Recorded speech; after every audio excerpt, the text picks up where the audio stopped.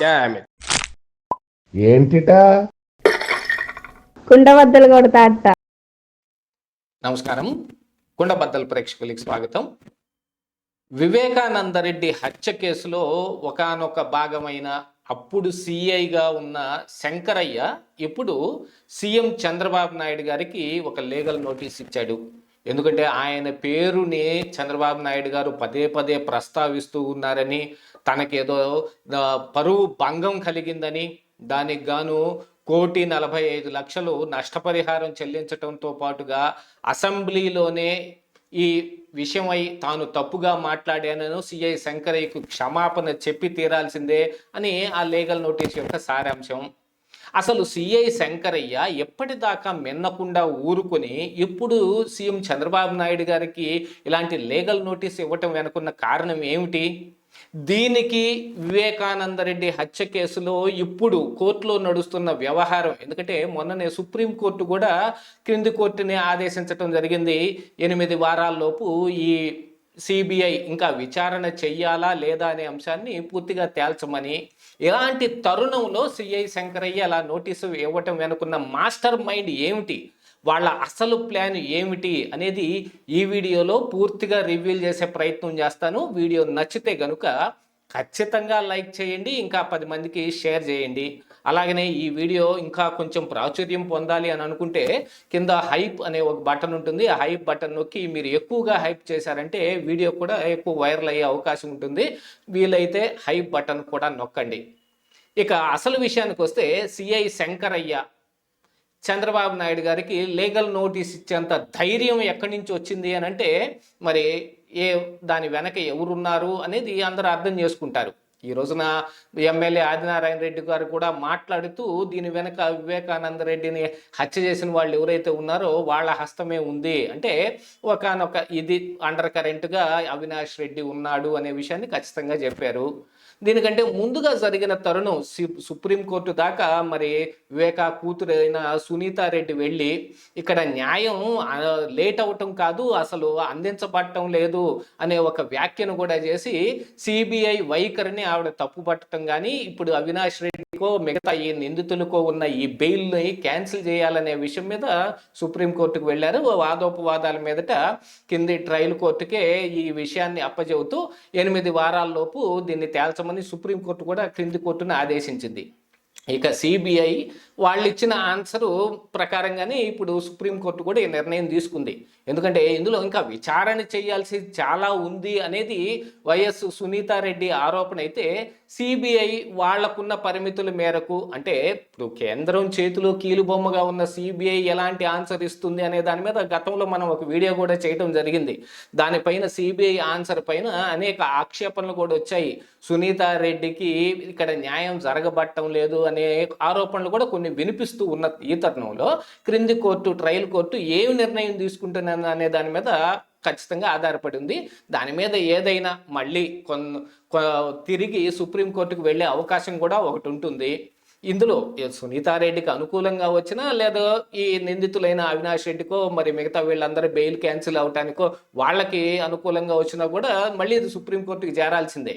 ఇందులో కొంత late process కనిపిస్తూ ఉన్నప్పటికీ అసలు ఈ వివేకానందరెడ్డి హత్య కేసులో ఈ సిఐ శంకరయ్య పాత్ర ఏమిటి అనేది ఒకసారి మనం చూసుకున్నామంటే, ఆ రోజున అవినాష్ రెడ్డి మిగతా నిందితులందరూ కలిసి నన్ను భయపెట్టి ఇక్కడ ఆయన పార్థివ దేహం మీద అందున నుదుటి మీద ఒక మరక కనపడుతూ ఉన్నప్పటికీ, ఒక గొడ్డలి వేటు లాంటిది కనపడుతూ ఉన్నప్పటికీ కూడా, కింద రక్తం తుడిచేసే ప్రయత్నాలు చేసినప్పటికీ కూడా ఆయన ఏం చేయకుండా దీన్ని పోస్ట్ మార్టంకి రిఫర్ చేయకుండా వీళ్ళ మాట విని ఒక ఐస్ బాక్స్లో పెట్టి పార్థివ దేహాన్ని అక్కడ పెట్టారు. సునీతారెడ్డి వచ్చిన తర్వాత ఖచ్చితంగా ఈ పోస్ట్ మార్టం చేయించి తీరాల్సిందే అని ఆవిడ పట్టుబట్టిన తర్వాత ఇక జగన్మోహన్ రెడ్డి కూడా ఏదో ఒక లెటర్ పట్టుకొచ్చి ఈ లెటర్ ప్రకారంగా చూస్తే కనుక ఇది హత్యలాగానే కనపడుతుంది అనేది, కానీ ఆ తరువాత ఆ లెటరు ఈ సునీతారెడ్డికి ఆమె భర్త అయిన రాజశేఖర్ రెడ్డికి అందించిన వివేకానంద రెడ్డి పిఏ కూడా మాట మార్చి తిరిగి వీళ్ళ మీదనే ఆరోపణలు చేయటం, ఇవన్నీ అయిపోయిన తరువాత మరి దస్తగిరి లాంటి వాళ్ళు మళ్ళీ వేరే ఏదో కేసులో జైలుకు వెళ్ళినప్పుడు డాక్టర్లుగా కొంతమంది వచ్చి ఆయన బెదిరించటం, ఇలాంటి వాటన్నిటి మీద చాలా రకాలైన వ్యవహారాలు జరిగాయి. దీంతో పాటుగా సిబిఐ అప్పుడు విచారణాధికారిగా ఉన్న రామ్ సింగ్ మీదనను సునీత మీద ఆరోపణలు చేస్తూ పెట్టిన కేసును కూడా ఇప్పుడు కూటమి అధికారంలోకి వచ్చిన తర్వాత దాంట్లో నిజాలు నిగ్గు తేల్చి ఇందులో ఇదంతా తప్పుడు కేసు అనే వ్యవహారాన్ని కూడా కోర్టు ముందుగానే తెలియజేశారు. ఇలాంటివన్నీ జరిగిన తరుణంలో ఇప్పుడు వివేకానంద రెడ్డి హత్య కేసులో ఇంకా విచారణ చేయవలసి ఉందా, అంటే అంతిమంగా ఎవరి దాకా ఇది వెళ్తుంది అనేది, అంటే అప్పట్లో సిబిఐ ఆరోపించినట్టుగానే బాహ్య ప్రపంచానికి అందరికంటే తెలియటం కంటే ముందుగానే జగన్మోహన్ రెడ్డికి ఈ వార్త తెలుసు అనేది. అంటే ఆయనకి ఎలా తెలిసింది, ఎవరు చెప్పారు, చెప్పిన వాళ్ళు ఏం చెప్పారు, చనిపోయాడని చెప్పారా, చంపేశారని చెప్పారా, లేదు పని ముగిసిపోయిందని చెప్పారా, వీటిల్లో ఏ క్లారిటీ లేదు. అసలు అలాంటి ఒక ఫోన్ కాల్ వచ్చిన దాన్ని అజయ్ కల్లాం లాంటి వాళ్ళ ద్వారా కూడా బయటకు తీసుకురావడం జరిగింది. ఎందుకంటే ఆ రోజున ఈ మేనిఫెస్టో కమిటీలో వాళ్ళందరూ మెంబర్లుగా ఉండటం మూలాన వాళ్ళతోటి ఈయన సమావేశంలో ఉన్న సమయంలో ఇది జరిగింది. ఇలాంటివన్నిటినీ చూసిన తర్వాత ఇక ఇప్పుడు ఈ శంకరయ్యతోటి మరొక డ్రామా ఆడబోతున్నారు అనేది ఖచ్చితంగా ఇందులో తెలుస్తుంది. ఇందులో అవినాష్ రెడ్డి పాత్ర ఏమిటి అనంటే, ఈ హత్యకు కేవలం కడప ఎంపీ సీటు మాత్రమే మోటో అని అప్పట్లో రామ్ సింగ్ చెప్పిన తరువాత అది అండర్ కరెంట్గా కిందకు తొక్కివేయబడింది. దీంతో పాటుగా ఇక్కడ మరొక నేరం జరిగింది ఏమిటి అనంటే, ఇక్కడ ఆధారాలని చెరిపివేసే ప్రయత్నం చేయటం. దానికి అవినాష్ రెడ్డి ప్రోద్బలంతో ఆ ఆధారాలని అక్కడి నుంచి స్మాష్ చేయటానికి సిఐ శంకరయ్య కూడా సహకరించాడు అనే దాని మీద గతంలోనే ఆయన ఒకసారి సస్పెండ్ అయి ఉన్నాడు. ఆ తర్వాత వైఎస్ఆర్ కాంగ్రెస్ పార్టీ గెలిచి జగన్మోహన్ రెడ్డికి అధికారంలోకి వచ్చిన తర్వాత మళ్ళీ సిఐ శంకరయ్యకి తిరిగి పోస్టింగ్ ఇచ్చారు. కానీ మళ్ళీ కూటమి అధికారంలోకి వచ్చిన తర్వాత ఆయన్ని విఆర్లో పెట్టడం జరిగింది. అంత విఆర్లో పెట్టిన తరువాత కూడా ఇంకా ఈ కేసు అయితే ఇప్పుడు రాష్ట్ర ప్రభుత్వం చేతి నుంచి కేంద్ర ప్రభుత్వం చేతికి వెళ్ళినట్టే. యాక్చువల్గా సిబిఐకి వెళ్ళింది అని అంటే దాని వెనక వైఎస్ సునీతారెడ్డి కూడా ఎంతో ప్రోద్బలంతో ఈ సిబిఐకి అప్పగించబడింది. అక్కడైనా నిజం నిగ్గు తేలుతుంది అనేది. ఖచ్చితంగా దీనివల్ల బెనిఫిషియరీ ఎవరవుతారు, ఇంత ఈ హత్యకు పురికొల్పిన వాళ్ళు ఎవరవుతారు నిక్కచ్చిగా నిగ్గు తేలుస్తారని. కానీ కేంద్రంలో ఉన్న పెద్దలతో కానీ మిగతా ఇతరత్ర వాళ్ళతోటి కానీ ఇక్కడ జగన్మోహన్ రెడ్డికో అవినాష్ రెడ్డికో ఉన్న సంబంధ బాంధవ్యాల ద్వారా సిబిఐ ఎలా వ్యవహరించిందనేది గతంలో మనం చూసాం. కర్నూలులో తల్లిని హాస్పిటల్లో పెట్టి అవినాష్ రెడ్డి ఆడిన డ్రామా అప్పుడు సిబిఐ మిన్నకుండా ఊరుకుని ఒక అడుగు వెనక్కి వేసి ఇదిగో అరెస్టు అదిగో బెయిల్ లాగా అవినాష్ రెడ్డిని బయటకు వదిలిపెట్టేశారు.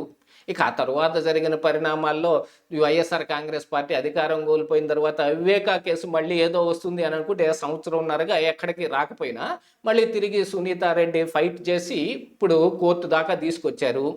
చివరి అంతిమంగా ఎవరి దాకా ఇది చేరవలసి ఉందో అక్కడ దాకా చేరటానికి ఆవిడ విపరీతమైన కృషి చేస్తుంటే ఇప్పుడు ఈ సిఐ శంకరయ్య లాంటి ఒక నోటీస్ ఇచ్చాడంటే దాని వెనక ఖచ్చితంగా ఆ మాస్టర్ మైండ్సే ఉన్నారు. వాళ్ళ ప్లాన్ ఏమిటి అనంటే ఏదో ఒక రకంగా ఇందులో మళ్ళీ తిరిగి ఈ కొంత అనిశ్చితిని ఏర్పాటు చేసి ఆ విషయం అయ్యి ఇంకా ప్రజల్లో మభ్యపెట్టే ప్రయత్నమే జరుగుతుంది తప్ప ఇందులో లీగల్ నోటీస్ ఇచ్చినంత వల్ల ఈ సిఐ శంకరయ్యకి ఒరిగేది ఏమీ లేదు, చంద్రబాబు నాయుడికి వచ్చే నష్టం ఏమీ లేదు. ఇదే ఈరోజు కుండబద్దలు.